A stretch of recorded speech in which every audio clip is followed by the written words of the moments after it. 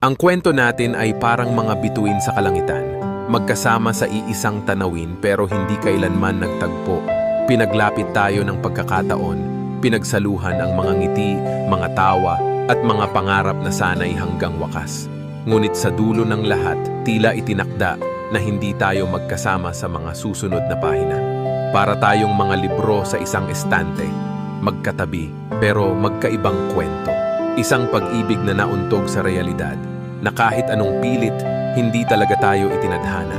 Hinayaan nating humalik ang ulan sa mga alaala, ngunit sa bawat patak, alam nating kailanman ay wala tayong kasiguraduhan.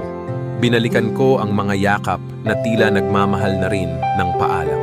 Ang mga tingin na nagsusumigaw ng sana, ngunit sa kabila nito, ang hangin ay nagpaalala, ikaw ay para sa kanya, at ako'y para sa kung saan pa.